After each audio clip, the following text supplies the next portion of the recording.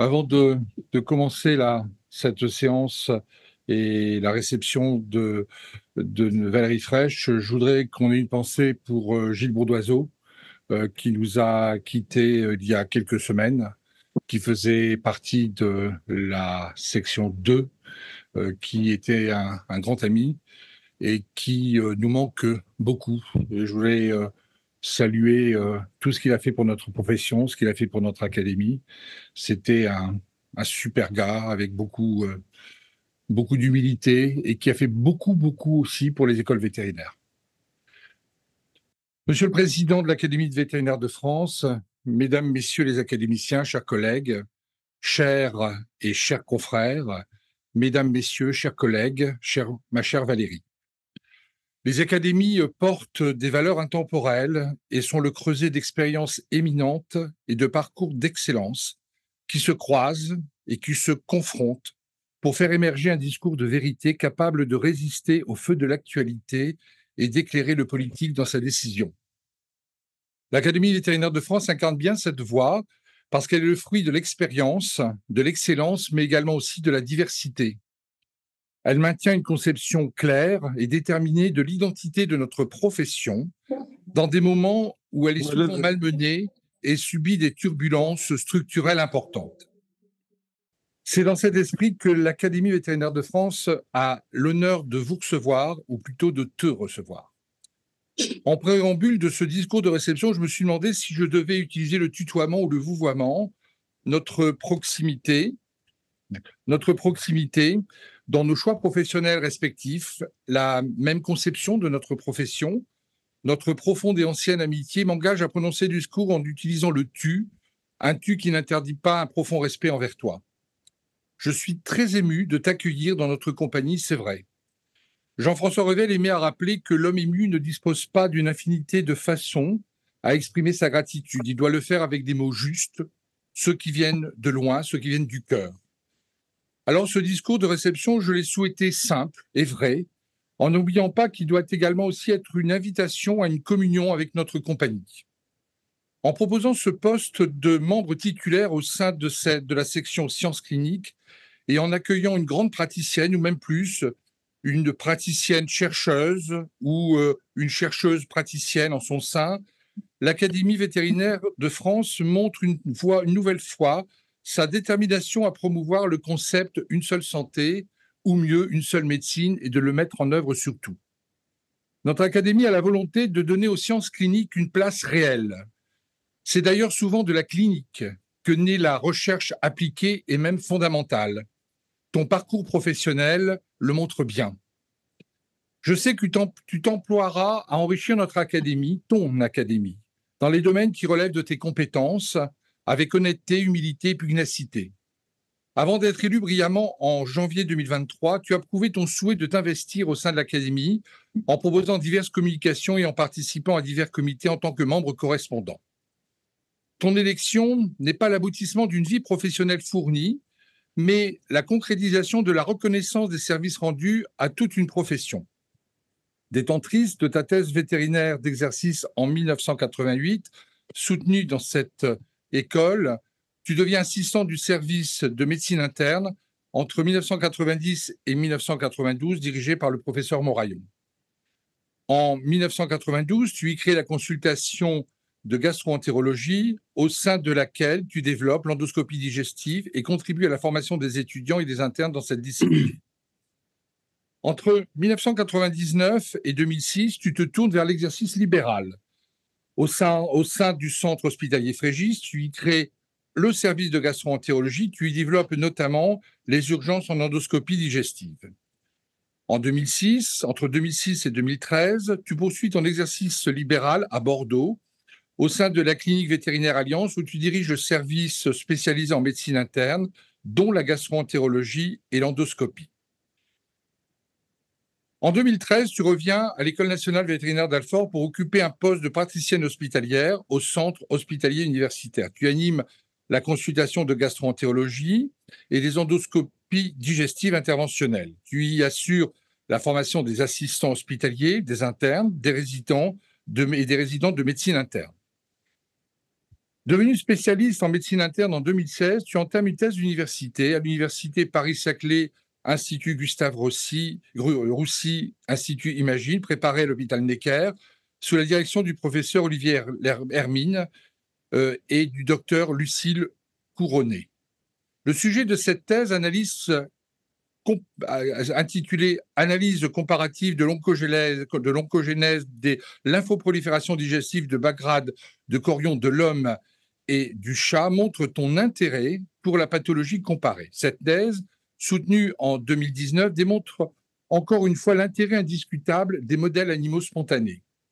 En effet, les lymphoproliférations à cellules T du tractus gastro-intestinal sont des lymphomes digestifs T primitifs très rares chez l'homme, de diagnostic complexe, alors que les lymphoproliférations digestives indolentes à cellules T émergentes est décrite dans l'espèce félide et représente actuellement la première tumeur digestive chez le chat. Dans ce travail, les analyses cliniques, paracliniques, histopathologiques et moléculaires de prélèvements de chats présentant une lymphoprolifération digestive indolente à cellules T indiquent que les caractéristiques de cette lymphoprolifération digestive chez le chat sont très similaires à celles des lymphoproliférations à cellules T du tractus gastro-intestinal chez l'homme. Elle valide donc que ce modèle animal est pertinent pour l'étude de la même maladie chez l'homme.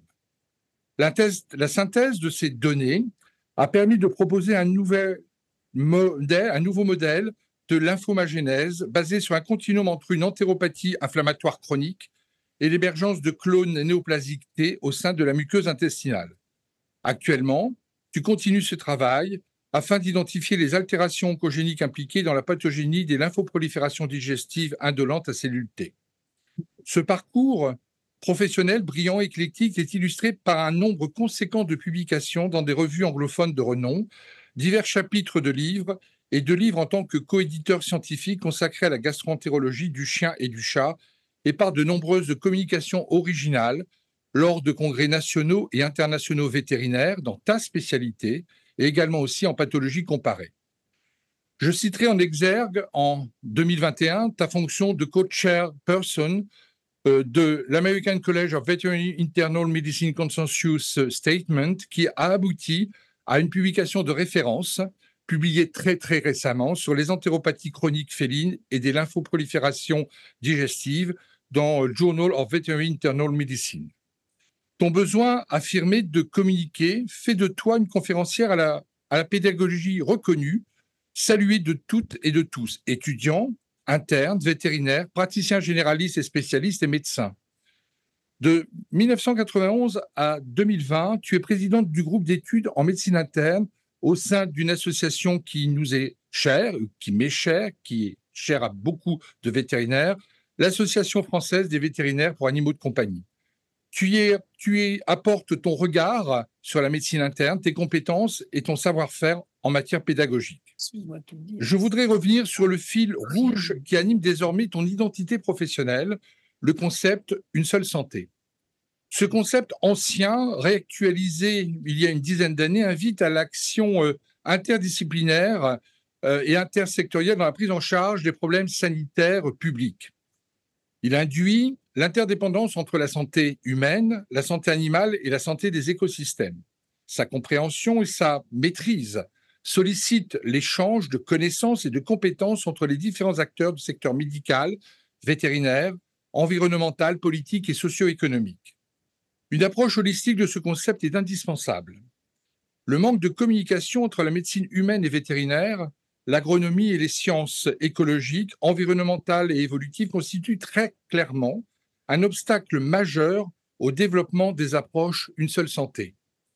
L'élimination de cet obstacle majeur implique l'intégration d'une compréhension suffisante des autres disciplines, des approches multidisciplinaires et des objectifs et conditions de leur mise en œuvre. À ce jour, l'absence de structure de gouvernance dédiée à ce concept de transversalité entre l'humain, l'animal et l'environnement ne peut être que déplorée. Je sais que tu sauras contribuer à dépasser ce concept et à le rendre réaliste au sein de tes divers secteurs d'activité. Tu t'y es déjà employé, notamment en co-organisant divers événements et occupant le poste de vice-président puis de président de l'European Society of Comparative Gastroenterology au sein du Collège de médecine interne. Valérie, tu as cette exigence scientifique. Cette formule de Kipling te sied bien. Kipling disait, dans ce monde, il y a ceux qui restent chez eux et puis il y a les militants. Alors tu te méfies, je crois, des idéologies, tu ne t'enfermes pas dans des dogmes, tu crois aux idées, à celles qui entraînent, à celles qui mobilisent, à celles qui élèvent. Tu détestes aussi les injustices, toutes les injustices. Ce discours, c'est aussi faire part de ta fidélité envers les tiens, tes amis, tes idées et à la Corse. Cette fidélité qui fait le sens d'une vie. J'emprunterai volontiers cette phrase de Steve Jobs lors d'un discours prononcé à l'université de Stanford qui te correspond bien. Ne laissez pas le brouhaha extérieur étouffer votre voix intérieure. Ayez le courage de suivre votre cœur et votre intuition. L'un et l'autre savent ce que vous voulez réellement devenir, le reste est secondaire. J'associe à ce discours de présentation ton époux, Jacques, et tes enfants à cette réception. Chère Valérie, je suis heureux et fier de t'accueillir au sein de l'Académie vétérinaire de France. Je sais que tu feras tienne cette maison au sein de laquelle tu apporteras maintes contributions et tes regards de vétérinaire éclairés. Reçois de la part de nous tous notre plus haute considération et notre profond respect. Bienvenue à toi, Valérie. Monsieur le Président, Mesdames et Messieurs les académiciens, Mesdames, Messieurs, à la mémoire des membres éminents et si attachants qui nous ont quittés au cours des derniers mois. Merci Eric pour ces mots très émouvants et chaleureux. Au cours de ces 30 dernières années, j'ai toujours été très admirative de l'engagement sans faille dont tu as fait preuve. Tu es sans nul doute l'un des grands contributeurs au rayonnement national et international de notre profession. De plus, je suis heureuse de mentionner que tu as toujours été présent pour moi et qu'en toutes occasions, j'ai pu compter sur ton soutien à la fois fidèle et indéfectible. À mes yeux, tu portes haut les valeurs fondamentales dans la société si perturbée dans laquelle nous vivons aujourd'hui. Je vis avec honneur le fait de devenir membre titulaire de l'Académie vétérinaire de France au sein de la section Sens Clinique. Je suis aussi fière de contribuer à la féminisation de cette institution. C'est un moment d'une grande importance pour moi et j'aimerais partager avec vous quelques réflexions et sentiments. Quel est mon engagement aujourd'hui et quelles en sont les sources? Comme l'a mentionné Eric, depuis une quinzaine d'années, je me suis engagée dans une approche holistique de la santé qui reconnaît l'interconnexion étroite entre la santé des humains, des animaux et de l'environnement. C'est une vision que je porte avec passion, car, comme tous, je crois fermement qu'elle est essentielle pour préserver la santé de notre planète. Comme vous le savez, l'expression One Health, une seule santé, invite d'abord à l'action interdisciplinaire et intersectorielle dans la gestion des problèmes sanitaires publics. Elle comporte légitimement un large pan administratif et législatif. Au-delà de cette vision, mon action s'est attachée à une thématique plus ciblée sur la connexion entre la médecine humaine et la médecine vétérinaire, qui reste aujourd'hui deux mondes parallèles, comme nous l'avons amèrement constaté au cours de la récente pandémie. Ainsi, vers 2005, j'ai été interpellée par l'émergence d'un cancer digestif dans l'espèce féline, le lymphome intestinal de Bagrane, et sans relâche, j'ai cherché à établir des connexions scientifiques. 10 années d'errance, mais aussi de déception, jusqu'à une rencontre qui a changé ma vision du monde scientifique avec le professeur Olivier Hermine, chef de service d'hématologie adulte à l'hôpital Necker, directeur d'un laboratoire de recherche à l'Institut Imagine à Paris. Le professeur Olivier Hermine est un éminent chercheur qui, comme tous les hommes profondément brillants, fait preuve d'une humilité, d'une simplicité et d'une ouverture d'esprit exceptionnelle. Il a accepté de m'intégrer à son équipe et nous avons depuis permis au sujet précité de faire l'objet d'une transformation scientifique, comme l'a mentionné Eric tout à l'heure. Notre collaboration se poursuit maintenant sur différents sujets et je dois dire que cette période, bien que trop tardive à mon goût, dans ma vie professionnelle notamment, a totalement transformé mon quotidien.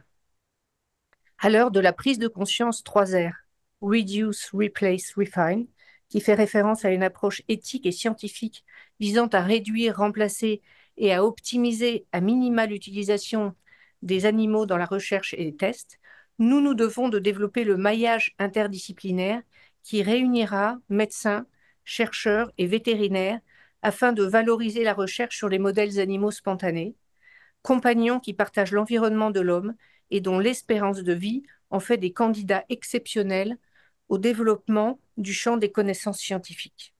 La place des comités d'éthique a d'ailleurs fait l'objet d'une séance académique passionnante présentée par le docteur Pierre Mormen en février dernier. L'inclusion des modèles animaux spontanés ne pose de surcroît aucune contrainte éthique majeure, dans la mesure où les échantillons sont collectés au cours de la démarche diagnostique, répondant aux bonnes pratiques de la médecine sous l'égide des comités d'éthique. Vous l'aurez compris, le parcours que j'ai surmonté m'a demandé à la fois persévérance et exigence, et je veux en faire bénéficier mes pairs afin de faciliter l'accès à la recherche des vétérinaires qui souhaitent s'y sensibiliser. J'encadre depuis plus de 10 ans de nombreuses thèses d'exercice et je travaille dans la mesure de mes moyens au rapprochement entre les deux mondes qui se méconnaissent encore tant. Quels sont mes sujets de préoccupation? Je vais un peu revenir ici au côté militant de ma personnalité mentionné par Eric il y a quelques minutes. Il me tient effectivement à cœur aujourd'hui d'aborder un sujet crucial qui est le harcèlement au sein de notre profession. Trop longtemps, ce sujet a été relégué dans l'ombre, étouffé par l'omerta et l'indifférence, et comme dans tant de milieux professionnels, il peut revêtir différentes formes et avoir des conséquences néfastes sur la santé mentale, le bien-être et la productivité des individus qui en font l'objet. L'heure est venue de briser ce silence, de tendre la main à ceux et celles qui souffrent dans l'ombre et dans la peur, et de faire de nos cliniques et de nos institutions des lieux sûrs et bienveillants pour tous. Je reçois actuellement de nombreux témoignages d'étudiants ou de personnels en souffrance. Vous avez pu récemment en prendre connaissance de quelques témoignages diffusés dans la presse. Pression académique, charge de travail élevée, pression émotionnelle, accès limité aux ressources de bien-être au quotidien sont en cause dans une époque que nous savons tous à la fois anxiogène, violente et complexe. En tant que vétérinaire et en tant qu'académicien, nous avons la responsabilité non seulement de promouvoir l'expertise scientifique, de prendre soin des animaux, mais aussi de veiller attentivement au bien-être de tous. Certes, à l'échelle de la société, nous sommes une petite profession. Ainsi, nous nous connaissons tous et par essence, nous faisons preuve d'un corporatisme et d'un protectionnisme parfois forcenés.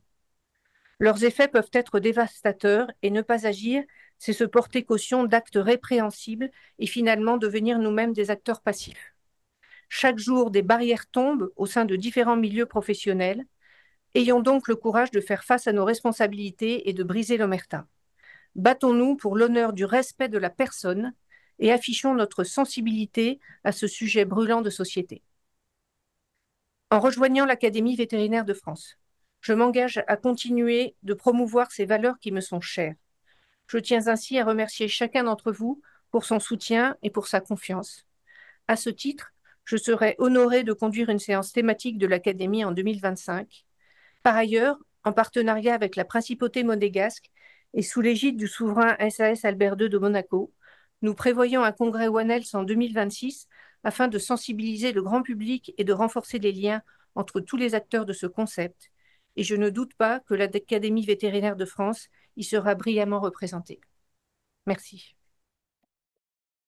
Ma chère Valérie, tu as été élue en décembre 2022, le 10 décembre 2022, et aujourd'hui, j'ai le grand plaisir de te remettre la médaille de l'Académie vétérinaire qui est gravée à ton nom.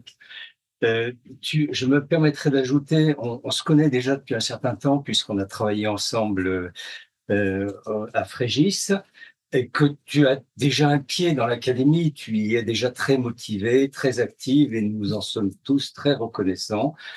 Voilà, donc c'est avec un grand plaisir que je te remets la médaille. Merci.